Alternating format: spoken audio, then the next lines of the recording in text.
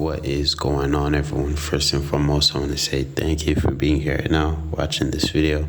I do really appreciate for your time, and I would really appreciate if you do consider subscribing to the channel, simply because it truly does help me out a lot. Now, we're going to be reacting to the real reason why 50 Cent actually hates Diddy, you know what I mean? P. Diddy himself, bro. P. Diddy has caught himself in a whole lot of mess, you know what I mean? These past few months have been hectic, bro. But overall, one thing about 50 Cent, man, 50 Cent has always known what kind of timing Diddy was on, you get what I mean? That's why 50 Cent, stayed away from Diddy, you know what I mean? He always knew what kind of timing Diddy was on. But overall, pretty sure one of 50 Cent's baby mothers was caught in this whole scandal, if that's what you want to call it, you know what I mean? 50 Cent's baby mother, Daphne Joy or something like that, I'm pretty sure that's her name.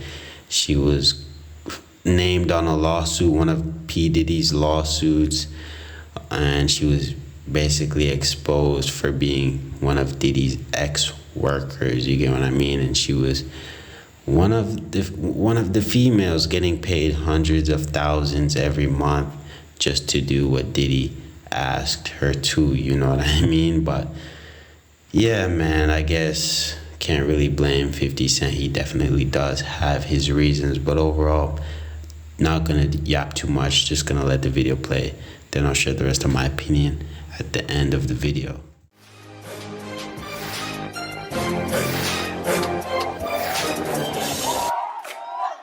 G-Unit. Some people wonder why 50 Cent always has Diddy's name in his mouth. Well, the truth is, 50 has been keeping his foot on Diddy's neck for close to 2 decades. Today, we'll be discussing the origins of this beef and the real reason why 50 has kept his distance from the bad boy exec. But before we get into today's video, if you're a wankster, go on ahead and see yourself out. But for the rest of y'all, make yourself comfortable and scoop up something to munch on at rrgsnacks.com. It's our online concession stand that has an assault boy records because 50 had too much drama going on, and Diddy was trying to revamp his image after Biggie's death in 1997 and after the 1999 nightclub shooting that led to him and his artist Shine getting arrested. 50 went on to sign with Interscope Records through a joint venture with Shady Records, Aftermath Entertainment, and his own imprint called G-Unit Records. Now, even though 50 said he wasn't upset about Diddy not wanting to sign him to Bad Boy, and he went on to create an amazing music and business career, this would be the start of their stormy relationship. Grab your umbrellas. In 1999, Bad Boy recording artist Mase revealed he was retiring from the rap game. He enrolled at Clark Atlanta University to pursue a degree in math, but eventually became a pastor, got married, had children, and founded churches in Atlanta and Phoenix. Mase made a comeback with his 2004 album Welcome Back, which was released through Bad Boy Records. And then, sometime around 2005, Mase linked up with 50 and expressed an interest in signing with G-Unit. There was just one little problem. Mase was still signed to Bad Boy, and Diddy wasn't going to let him go easily. Lord, this is finna be messy, ain't it? Diddy told MTV that they were discussing a buyout of Mase's contract and that he was open to selling Mase to 50's label. Diddy reportedly said to an MTV journalist with a smile on his face, 50's definitely got enough money to set everything right. According to 50, they eventually had a conversation, and the entire deal fell through because Diddy wanted 50 to pay him $2 million to release Mase from his Bad Boy contract, while 50 was only willing to pay $1 million. So let's rewind a bit. Diddy went to the press to make it clear that 50 had enough money to buy Mase. And then the deal fell through over the amount of money 50 wasn't willing to pay. If we know anything about these two men, it's that they both have huge egos, and they want to be seen as rich, powerful, and successful top dogs in the industry. So was 50 upset that Diddy made him look like a broke Dusty who couldn't scrounge up a measly $2 million? We're unsure. But what we do know is that this incident really ticked 50 off. In August 2006, 50 released a song called The Bomb. In the first half of the song, 50 accuses Diddy of knowing who shot the late Biggie Smalls. And then in the second part of the song, 50 unloads the clip on Diddy. 50 states he probably won't be getting invited to Diddy's white parties anymore, but he doesn't care because he doesn't want to hang around Diddy's punk ass anyway. And then he alludes to knowing some private information that Diddy's baby mama, Misa Hilton, told him. You wanna play games, you wanna waste my motherfucking time. Why you wanna make me tell everybody what Misa told me? Huh? Mace and Diddy briefly reconciled their business and personal relationship, and by August 2007, 50 appeared to have buried the hatchet with Diddy as well when they performed on stage together at New York's Screamfest. But the good times didn't last long. Jay Electronica had been playing around with some lyrics one day and wrote the verse, "The game ain't been the same since B.I.G. died, and Wu swarmed on New York from out that beehive." Jay told MTV that he sat on the lyrics for a while, and when he found the perfect beat, he reached out to Diddy to express his desire to release a song called The Ghost of Christopher Wallace. Christopher Wallace being Biggie's government name, of course. Jay told MTV that Diddy's response was, "Come to the studio right now. I need to get on that." So they collaborated, and the song was released in the summer of 2010. When 50 heard the track, he decided it was time for Diddy to sit his ass down somewhere. Sit your ass down, Sean John. 50 launched a petition asking Diddy to let Big rest in peace. 50 then took his grievances to Twitter, where he wrote, "Biggie's name should never have become Diddy's black card. When was the last time Diddy really was bigging up his brother, not bigging up his bank? This is just getting disrespectful. This song doesn't really remind me of Biggie in any way, except for having the puffy background dancing and ad-libs that almost destroy a good song." In 2015, a documentary called Murder Rap was released, which explored the deaths of Biggie and Death Row Records artist Tupac Shakur. In the documentary, an LAPD detective claimed Diddy paid a hitman $1 million to take Tupac's life, and Death Row Records co-founder Suge Knight paid $13,000 to have Biggie killed in retaliation. 50 jumped on the allegations and confirmed in an Instagram post that the rumor about Diddy ordering the hit on Tupac was true. Then he accused Diddy of ruining several bad boy artists' careers, including Loon, Mace, Shine, and Craig Mack, and how they all found religion, died, or ended up in jail after dealing with Diddy. 50 ended his rant with a caption about Biggie that read, "Big dead after dancing with the devil. Hashtag no puffy juice."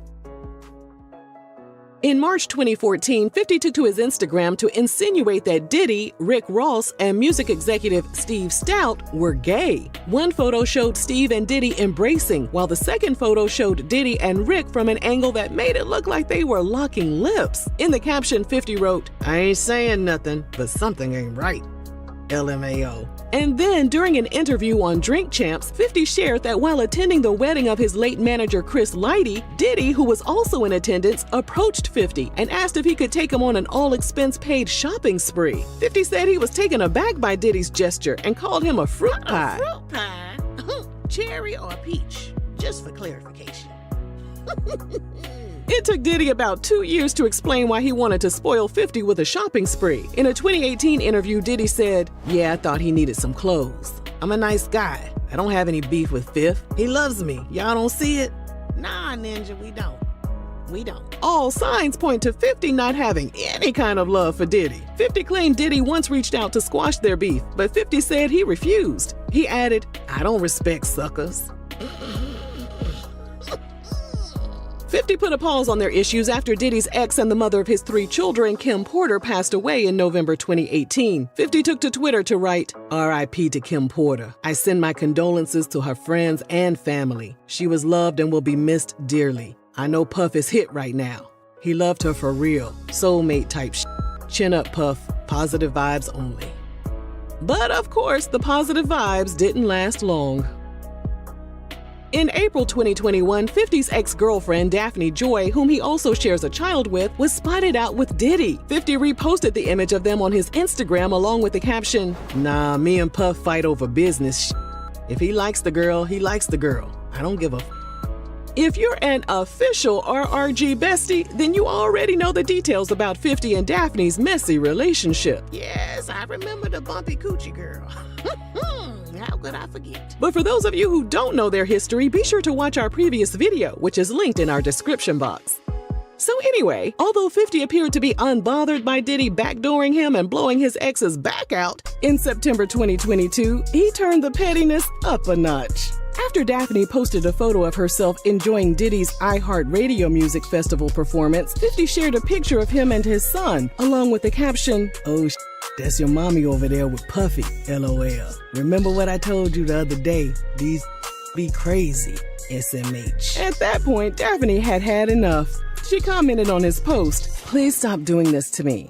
I never bother you, and I'm an outstanding mother to our son. Can we please just focus on that, please?" Diddy got sued by his ex-girlfriend Cassie in November 2023, and they settled the lawsuit one day later. Of course, 50 couldn't help but taunt Diddy over the matter. 50 also announced that he was creating a documentary about all of the allegations. Diddy was hit with more legal issues, including a $30 million lawsuit filed by his former producer, Rodney Jones. In court docs, Rodney claimed Daphne and Diddy's other girlfriend, Young Miami, were sex workers who were hired by Diddy. Rodney went on to say Diddy paid the woman a monthly fee to be a part of his harem. Without tagging Daphne, 50 captioned an Instagram photo, "I didn't know you was a sex worker, you little sex worker, LOL." On March 28, 2024, a source close to 50 told Us Weekly that due to the allegations about Daphne's involvement with Diddy, 50 was going to ask a court for sole custody of their son. Sit your black ass down. Daphne took to her Instagram to deny all of Rodney's allegations. And then in a separate post, she aired 50 out. She accused 50 of only seeing their son 10 times in 2 years before launching into allegations that 50 forcefully took advantage of her. She added that he had damaged the last hope she had for him as a father to preserve their family. She added, "You have broken our hearts for the last and final time." Now, keep in mind, sources have reported that she made these allegations against 50 after he made it known he was going to ask for full custody of their son. 50 didn't directly respond to the allegations against him. Instead, he posted a photo of Diddy and Daphne on his Instagram and wrote, "You moved a mile away in hopes of having another baby with me, but I was busy. So you moved back, and then you started receiving money from Brother Love. Now here we are, little sex worker." This ninja. 50 has continued to troll Diddy and has weighed in as Diddy's legal issues unfold, including the raids on his Los Angeles and Miami homes. Diddy's son, Christian King Combs, decided he had had enough. King released a diss track called Pick a Side to defend his pappy and to badmouth his critics, including 50. On the song, King raps, "Knock them walls down like when them Fetty boys raiding both of our cribs. Too bad they ain't know we bought the one next door. 'Cause that's the one they missed." Yeah, this little ninja dumb as hell with your silly self. You need to shut your mouth and stay out of grown folk business. Stay in a child's with your silly ass. 50 responded by calling King stupid for telling the feds they were at the wrong homes. 50 also called King out for being the defendant in his own assault lawsuit that was filed by a former yacht steward. Days later, CNN released hotel surveillance footage from 2016 that showed Diddy assaulting Cassie. Diddy was finally forced to own up to a portion of her accusations, and he issued some sort of half-ass apology on social media. After a bidding war, Netflix purchased 50's multi-part documentary just a few days after Diddy made his social media apology. As of this video, the release date is unknown.